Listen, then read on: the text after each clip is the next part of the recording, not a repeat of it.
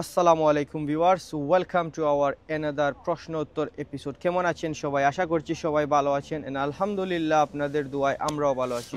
Guys, আজকে কিছু গুরুত্বপূর্ণ প্রশ্ন নিয়ে আপনাদের সামনে হাজির হয়েছি। আর আজকেও আমাদের সাথে আছেন আমাদের সবার প্রিয় মাসুম ফারাবি ভাই। আসসালামু আলাইকুম ভাই। ওয়ালাইকুম আসসালাম। কি অবস্থা ভাই, কেমন আছেন? এই তো ভাই আলহামদুলিল্লাহ ভাই ভালো আছি ভাই। তো মাসুম ভাই, আজকে বেশ কিছু গুরুত্বপূর্ণ প্রশ্ন নিয়ে আমরা হাজির হয়েছি। ইদানিং এই কয়েকদিনের ভিতরে খুব বেশি প্রশ্ন এসেছে আমাদের কাছে, তো আজকে আমরা এই প্রশ্নের উত্তরগুলা দেওয়ার চেষ্টা করব। তো গাইস, আপনারা সঙ্গেই থাকুন আর পুরো ভিডিও দেখুন। তো মাসুম ভাই, মোহাম্মদ রাকিব নামের একজন ভাই প্রশ্ন করেছেন, স্পেনে একজন শেফের স্যালারি সাধারণত কত ইউরো হয়? একজন মানুষ মাসে আনুমানিক থাকা খাবার খরচ কত টাকা হতে পারে একজন মানুষের, এই বিষয়ে একটু বলবেন। আমি বলি ওইটা থাকা খাওয়ার যে খরচটা বলতেছেন ওইটা ইউটিউবে আমাদের চ্যানেলে অনেকগুলো ভিডিও দেওয়া আছে, আপনি দেখতে পারেন। আর একজন প্রফেশনাল শেফ যদি হন আপনি যদি অন্য দেশে প্রফেশনাল শেফ হন, স্পেনে আপনার ঠিক আছে আপনি শেফ, বাট আপনি অন্য দেশ ইন্ডিয়ান শেফ হলে অন্য হিসাব। আর যদি স্প্যানিশ শেফ হতে হয়, আপনি তো অন্য দেশের শেফ হয়ে লাভ নেই, কারণ লন্ডন ফ্রান্স এগুলোতে ইন্ডিয়ান রেস্টুরেন্ট বেশি, আর স্পেনে স্প্যানিশ রেস্টুরেন্টগুলোর ডিমান্ড বেশি। তো একজন মানুষের লিগেল দাঁড়ি 14 থেকে 1500 টাকা ফার্স্ট টাইম বেসিক স্যালারি আর কি। পরবর্তী অন্য টিপস টিপস এগুলো অন্য হিসাব। আর বেসিক স্যালারি 1400 থেকে 1500 ইউরো। মানে সোজা কথা হচ্ছে, আপনি যদি একজন প্রফেশনাল শেফ হয়ে থাকেন 14 থেকে 1500 ইউরো বেতন করতে পারবেন, কিন্তু আস্তে আস্তে আপনার বেতন গ্রো করবে, যত সময় যাবে আপনার এক্সপিরিয়েন্স বাড়বে, আপনার বেতনও গ্রো করবে। এইটাই আশা করি ভাই আপনার প্রশ্নের উত্তর পেয়েছেন। আমরা চলে যাচ্ছি পরবর্তী প্রশ্নে। নুরুজ্জামান মাসুদ নামের একজন ভাই প্রশ্ন করেছেন, আসসালামু আলাইকুম, স্পেনে মিনি সুপারমার্কেট দিতে কত টাকা লাগবে? এই বিষয়ে আমাদেরকে একটু ধারণা দিবেন ভাই। স্পেনে একটা মিনি সুপারমার্কেট যদি আপনি দেন, ছোটো মোটো একটা সুপারমার্কেট দিতে গেলে আপনার মিনিমাম 20 থেকে 25,000 ইউরো লাগবে ভাই, যদি সুপারমার্কেট দেন। আর ফ্রুটসের দোকান হলে অন্য ভিন্ন হিসাব।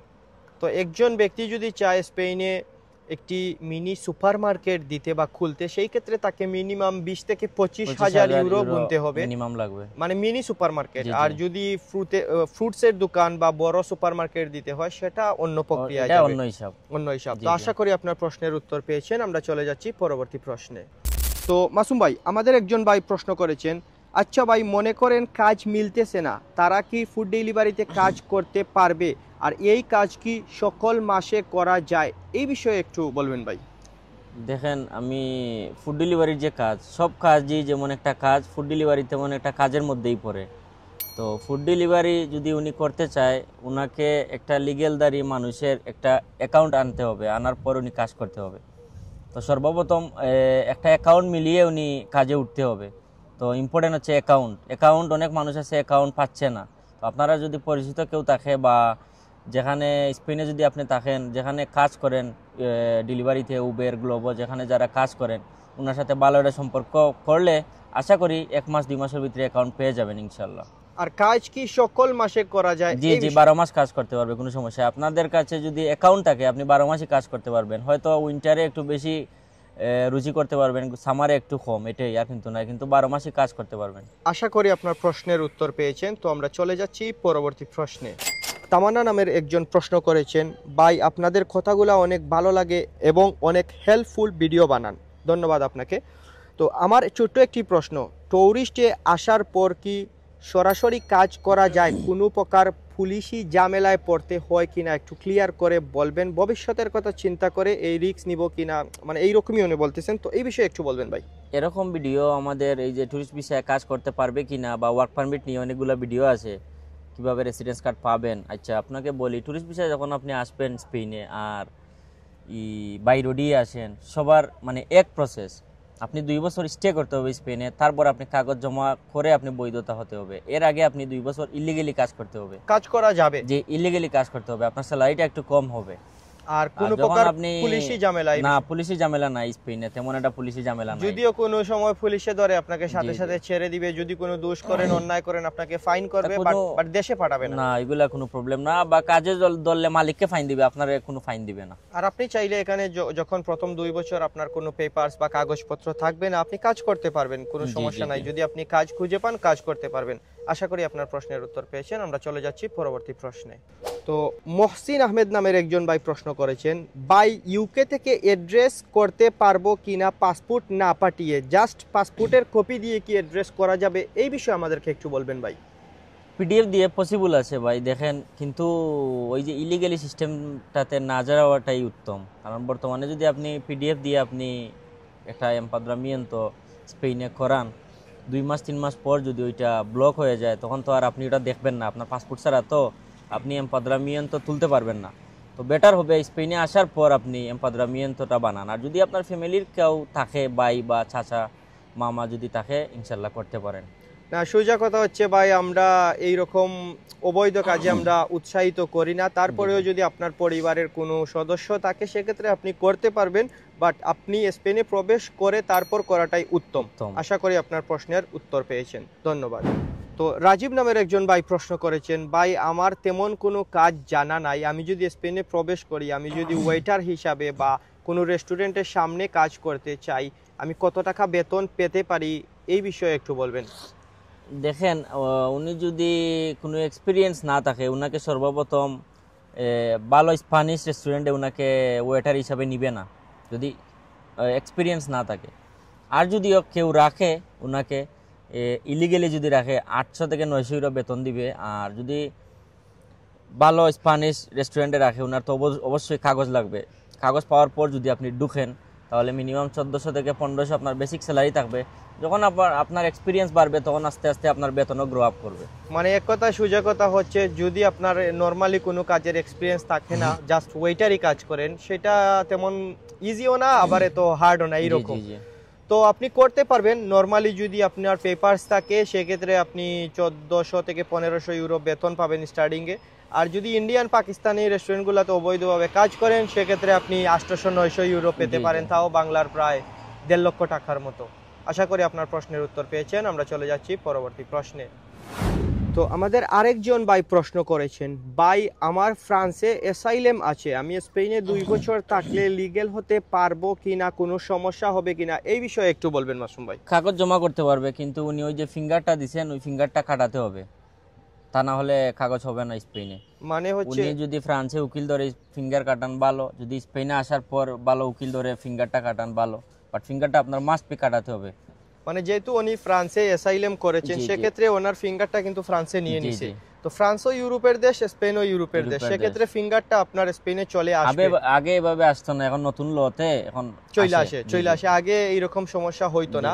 তো আশা করি আপনি স্পেনে প্রবেশ করার পর ভালো উকিল ধরে সামান্য পরিমাণ একটা ফি দিয়ে আপনার ফিঙ্গারটি আপনি ক্যান্সেল করাতে পারবেন, কোনো সমস্যা হবে না। এটা বড় ধরনের কোনো সমস্যা নয়, আপনার ফিঙ্গার ক্যান্সেল করা পসিবল, কোনো অসুবিধা নাই। আপনি স্পেনে প্রবেশ করলে করতে পারেন, বৈধতা পাবেন ইনশাআল্লাহ, কোনো সমস্যা হবে না। আশা করি আপনার প্রশ্নের উত্তর পেয়েছেন। আর গাইস, আপনারা যারা যারা ভিডিও দেখতেছেন, অবশ্যই ভিডিওতে একটি লাইক দিবেন। আর যারা যারা এখন পর্যন্ত চ্যানেলটি সাবস্ক্রাইব করেন নাই, আপনারা দয়া করে অবশ্যই চ্যানেলটি সাবস্ক্রাইব করবেন। তো নাজমুল হক নামের একজন ভাই প্রশ্ন করেছেন, ভাইয়া আমি দুবাই আছি অনেক দিন যাবত, আমি বেকারিতে পিৎজা পেস্ট্রির কাজ করি, আমার বয়স 47, আমি কি পোল্যান্ডে বা এস্তোনিয়াতে কাজের ভিসায় এসে তারপর স্পেনে সেটেল হতে পারবো, দয়া করে জানাবেন ভাই, এই বিষয়ে একটু বলবেন। বয়সের ব্যাপারটা, ওনার বয়স 47। আমি বলি, বয়স 47 ম্যাটার করে না, আপনার যদি কাজ জানা থাকে, ইনশাল্লাহ আপনি এই যে কাজ বলছেন, পিজ্জারিয়ার কাজ কিন্তু অনেক ডিমান্ড এখানে, বা বেকারির কাজ অনেক ডিমান্ড। আপনার যখন পেপারস পাবেন স্পেনে আইসা, এই কাজে ভালো স্যালারিতে আপনি কাজ করতে পারবেন যে কোনো ওখানে। আর কোন দেশ বলছিলেন জানি না, উনি দুবাই আছেন, দুবাই থেকে উনি পোল্যান্ড বা এস্তোনিয়া হয়ে যাচ্ছেন। আচ্ছা, পোল্যান্ড বা এস্তোনিয়া দুদেশই সেনজিন দেশ, আপনি সাথে সাথেই আসতে পারবেন, কোনো সমস্যা নেই। এখানে আইসা আপনি আপনার পেপার সবকিছুই বানাতে পারবেন। যেহেতু আপনার বয়স 47, আমরা সাজেস্ট করব দ্রুত আপনি প্রবেশ করেন, ইনশাআল্লাহ রিজিকের মালিক আল্লাহ, একটা ব্যবস্থা হয়ে যাবে। আর যখন আপনি বৈধতা পেয়ে যাবেন, তারপর আপনি এই যেহেতু আপনার কাজ জানা আছে, আপনি আলহামদুলিল্লাহ ভালো টাকা ইনকাম করতে পারবেন। মানে এই বিদেশে স্পেন বলেন আর ইউরোপ বলেন, আমেরিকা বলেন, মেইন হচ্ছে আপনার দক্ষতা। যে কোনো কাজই যদি আপনার ভালোভাবে জানা থাকে, সেক্ষেত্রে আপনি ভালো কাজ করতে পারবেন। আর আমরা সাজেস্ট করব যে ভাইয়েরাই বিদেশে যাবেন, বিদেশে আসবেন, বিশ্বের যে কোনো দেশেই যান না কেন, যে কোনো কাজই শিখেন, এটা প্রপারলি ভালোভাবে শিখবেন। তো ঠিক আছে, কাজ জানা থাকলে কাজের অভাব হয় না, ভাষা ইম্পর্টেন্ট না। কাজ জানা থাকলে অনেক মানুষ আছে, যদি আপনার একদিনের জন্য ট্রায়ালেও নেয়, এমন আছে আপনার কাজ দেখে ভালো লাগতে পারে, আপনাকে কাগজদারি থেকেও আপনাকে রেসপেক্ট করবে আরো ভালো, যেহেতু কাজ জানা আছে। তো আশা করি ভাই আপনার প্রশ্নের উত্তর পেয়েছেন। আমরা চলে যাচ্ছি পরবর্তী প্রশ্নে। তো মাসুম ভাই এখন একটি গুরুত্বপূর্ণ প্রশ্ন করেছেন আমাদের মাজহারুল ইসলাম নামের একজন ভাই। ভাই সালাম নিবেন, যদি ইকুয়েডরের পার্মানেন্ট রেসিডেন্ট কার্ড থাকে, কার্ডের বয়স 7 বছর এবং ভালো স্প্যানিশ ল্যাঙ্গুয়েজ জানা থাকলে কাজের পারমিট অথবা কাজের ক্ষেত্রে কোনো সুযোগ সুবিধা পাওয়া যাবে কিনা, এই বিষয়ে একটু মাসুম ভাই ক্লিয়ার করবেন। ইকুয়েডরের যদি ওনার কাছে পার্মানেন্ট কার্ড থাকে ওইটা চেঞ্জ হবে কিনা আমি জানি না ভাই, এটার বিষয়ে আমি ঘাঁটি নাই। উনি ভালো একটা উকিল ধরতে পারেন ইকুয়েডরে, উনি যদি বলেন আপনি এখানে আসলে কার্ড চেঞ্জ হবে তবে আপনি আসতে পারেন, কিন্তু আসলে কাগজ হবে এটা আপনাকে গ্যারান্টি দিতে পারি। আর আপনি যেহেতু ভাষা জানেন, ইকুয়েডরে যেহেতু স্প্যানিশ ভাষা, লাতিনো দেশগুলোতে যে যে দেশে স্প্যানিশ ভাষা আছে ওদের কিন্তু এইখানে মানে আলাদা একটা ফেসিলিটিস আছে। ওইটা কিন্তু পেপার না থাকলেও আপনার কোনো প্রবলেম নাই, আপনি কাজ পাবেন, অ্যাভেলেবল কাজ পাবেন। মানে যারা ভাষা জানে তাদের জন্য পেপার কোনো সমস্যা না, কাজ পাবে। এক কথায় সোজা কথা হচ্ছে ভাই যে এখানে মেইনলি হচ্ছে হয়তো বা আপনার ল্যাঙ্গুয়েজ লাগবে, হয়তো বা আপনার পেপারস লাগবে। আপনার কাছে যদি কোনো পেপারস না থাকে আর আপনার স্প্যানিশ ল্যাঙ্গুয়েজ প্রপারলি জানা থাকে, সেক্ষেত্রে আপনি অনায়াসে ভালো কাজ পাবেন, ভালো স্যালারিতে কাজ করতে পারবেন। এইটাই আশা করি আপনার প্রশ্নের উত্তর পেয়েছেন। আর আপনি অবশ্যই আপনার কোনো ভালো উকিলের সাথে যোগাযোগ করবেন, সেক্ষেত্রে পুরো তথ্য আপনি পেয়ে যাবেন। আর গাইস আপনাদের কাছে রিকোয়েস্ট রইল, যারা যারা এখন পর্যন্ত চ্যানেলটি সাবস্ক্রাইব করেন নাই, আপনারা দয়া করে চ্যানেলটি সাবস্ক্রাইব করবেন আর অবশ্যই ভিডিওতে আপনারা একটি লাইক দিবেন। তো আমাদের আরেকজন ভাই প্রশ্ন করেছেন, কার্ড পাইলে কি নিজের নামে বিজনেস ওপেন করা যাবে, দয়া করে একটু জানাবেন মাসুম ভাই। প্রথম যে কার্ড ওইটা দিয়ে আপনি বিজনেস না করে এটাই উত্তম, কারণ প্রথম কার্ডে তো আপনি একটা কন্ট্রাক্ট দিয়ে লিগ্যাল হবেন, ওই কার্ডের পরের কার্ড পেয়ে আপনি ব্যবসাটা করলে আপনার জন্য সুবিধা হবে আর কি। পারবেন আপনি প্রথম কার্ড দিয়ে ব্যবসা করতে, বাট উত্তম আগে 2 নম্বর কার্ড দিয়ে ব্যবসাটা করা। আর আপনি যখন স্পেনে বৈধতা পেয়ে যাবেন, সেক্ষেত্রে আপনি অবশ্যই বিজনেস করতে পারবেন। বাট প্রথম কার্ড তো 1 বছরের মেয়াদ থাকে, এই কার্ড দিয়ে না করাটাই বেস্ট। যখন 1 বছর পরই কিন্তু আপনার দ্বিতীয় কার্ড যেটা 4 বছরের কার্ড হয়ে যাবে, এটা দিয়ে করলে আগে বেটার সবকিছু ফ্যাসিলিটি আপনি পাবেন। আশা করি আপনার প্রশ্নের উত্তর পেয়েছেন। আমরা চলে যাচ্ছি পরবর্তী প্রশ্নে। তো মাসুম ভাই একটি গুরুত্বপূর্ণ প্রশ্ন, এমডি শরীফুল ইসলাম নামের একজন ভাই প্রশ্ন করেছেন, ভাই যদি কেউ অন্য দেশ থেকে স্পেনে প্রবেশ করে আর পাসপোর্টে যদি সেই দেশের ভিসা থাকে, সে কি স্পেনে কাগজ করার সময় কোনো সমস্যায় পড়বে বা সেই দেশের পুলিশ ক্লিয়ারেন্স লাগবে কিনা, এই বিষয়ে একটু ক্লিয়ার করে বলবেন। এই ভিডিও আমাদের চ্যানেলে আছে, আরও বিগত দিনে বলছিলাম এই পুলিশ ক্লিয়ারেন্স যখন আপনার একটা দেশের পাসপোর্টে একটা দেশের ভিসা থাকবে, যদি ফ্রান্সের থাকে বা ধরেন রোমানিয়ার আছে, রোমানিয়া থেকে আপনার পুলিশ ক্লিয়ারেন্স আনতে হবে যদি এই পাসপোর্ট দিয়ে জমা দেন কাগজ। আর সব থেকে বেস্ট হবে আপনি পাসপোর্ট লস দেখিয়ে নতুন একটা পাসপোর্ট বানিয়ে আপনি কাগজটা জমা করেন, কোনো হ্যাসেল হবে না। সোজা কথা হচ্ছে আপনার যদি অন্য দেশের ভিসা থাকে, সেক্ষেত্রে আপনি যখন স্পেনে বৈধতার জন্য অ্যাপ্লাই করবেন, আপনি এই পাসপোর্টটি লস্ট দেখিয়ে নতুন একটি পাসপোর্ট করে নেবেন। তা না হয় আপনি এর আগে যেই দেশে ছিলেন সেই দেশের পুলিশ ক্লিয়ারেন্স লাগবে। তো এই ঝামেলায় না পড়াটাই ভালো, কারণ এখানে পাসপোর্ট করতে মাত্র 100 ইউরো, বাংলার 13-14 হাজার টাকা লাগে। আপনি পাসপোর্টটা চেঞ্জ করতে পারবেন কোনো ঝামেলা ছাড়াই। আশা করি আপনার প্রশ্নের উত্তর পেয়েছেন। আমরা চলে যাচ্ছি পরবর্তী প্রশ্নে।